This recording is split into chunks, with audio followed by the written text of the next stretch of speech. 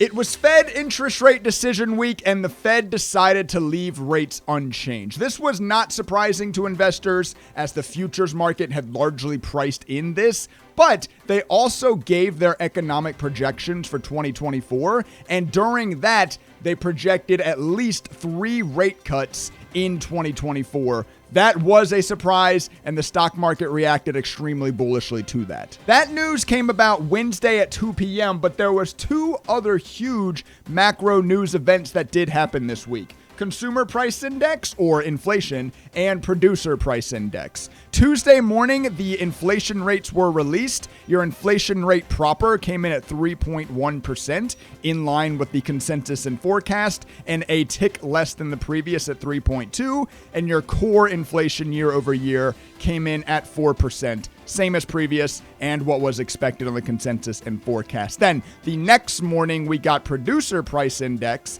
and the PPI year over year came in up 0.9%, whereas previous was 1.2, and the forecast for this reading was also 1.2, so lower than expected there, while the core PPI came in at 2%, previous 2.3%. Forecast 2.1. So also a beat there. And just to touch on, of course, core for both PPI and inflation is PPI and inflation minus food and energy, as those are extremely volatile categories within the statistics. The Dow Jones Industrial Average Index did hit new all-time highs this week, and let's go ahead and take a look at how some of the other indexes did as well. The S&P 500 also had an extremely bullish week, not quite to the all-time highs yet. All-time highs are still around 4820. We're still about 115 points shy of that, but an extremely bullish week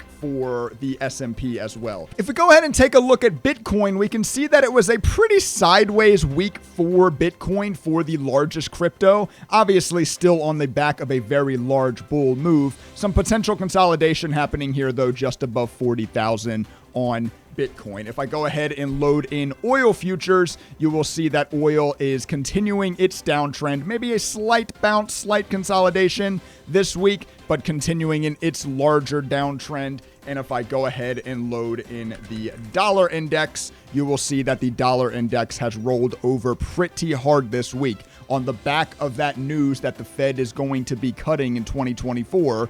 The dollar index fell pretty hard. In this next section, we are going to hop over to FinViz to talk about the best and the worst performing sectors and individual stocks from the past week. But first, we must take a minute to mention our sponsor, daytradingstrategies.net, which is, of course, my own website, where you can hop over to access your own custom FinViz screeners, as well as stock trading strategies, watch list, and indicators. And if you use code Treyding right now, you're going to get 20% off. So go check it out. Link at the top of the description. Thank you. With it being such a strong week on the back of all the macroeconomic news that we got for the S&P 500 index and the Dow Jones Industrial, there was only one red major sector this week, being communication services, while every other sector came up green. And as you can see, the top sector of the past week and now of the past month has been real estate. Interest rates are beginning to come down, and it seems to be impacting the real estate equity market, at least in a very bullish manner.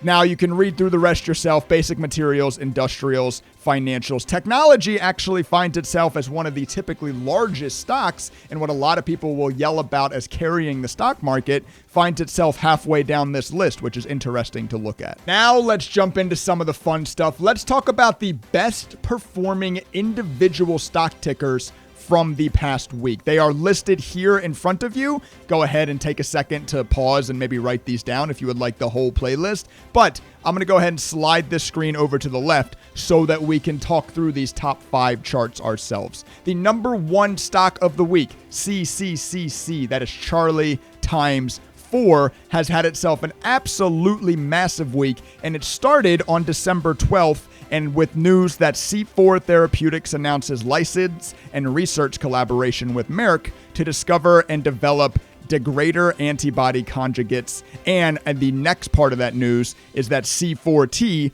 will receive $10 million upfront payment and is eligible for milestone payments of $600 million. If we look at the current market cap of this stock, this is obviously at $496 after its massive run. Its current market cap, according to Google, is just shy of $245 million. So upwards of payments of $600 million in the future. There's a lot more deep diving you'll need to do into that fundamentals, but a massive news and a massive move on your top performing stock of the week. For the rest of the top 5 moving stocks of the week, I'm not seeing any company-specific news, so we're just going to brush through them relatively quickly here, just so you get a chance to see the charts. Number 2 was HRYU, Hotel Romeo Yankee Uniform. The third stock was NXTP, November X-Ray Tango Papa. The fourth stock was View, Victor India Echo Whiskey. And the fifth biggest moving stock of the week was STTK, Sierra Tango Tango Kilo. This one actually did get positive Phase 1AB trial news on December 13th.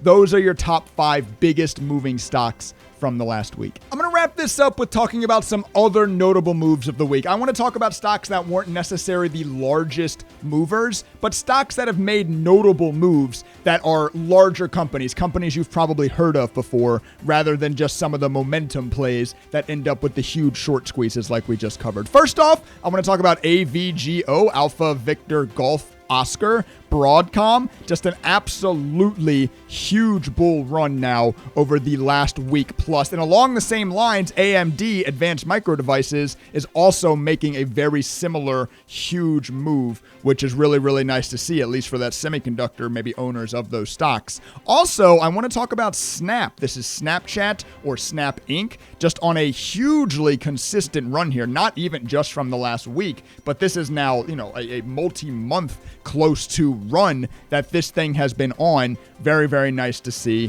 And then the last 2 stocks I'm going to talk about are a little bit more, retail heavy stocks. Hopefully some of you guys are in these. Hopefully some of you guys are able to make a lot of money on these. But SoFi, SOFI, Sierra Oscar Foxtrot India, has made a massive move with a big breakout on December 13th, up and over $9, even over $9.50 here. Just a very, very nice move. And then the last stock we're going to talk about in this video is Carvana, Charlie Victor November Alpha. This is a stock, if I go to a larger time frame, that has been on a tear all year, obviously still well off of its COVID high peaks, which made this company go crazy, but having an extremely strong year and working its way back up into some of those highs again in the mid to low 50s after a huge rally this week. This is the first ever weekly recap video I'm posting to this channel, and it's something that I'm going to start posting